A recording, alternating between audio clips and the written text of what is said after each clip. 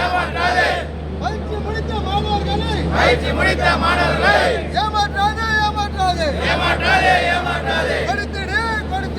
கொடுத்திடு எங்கள் வேலையை எங்களுக்கே கொடுத்திடு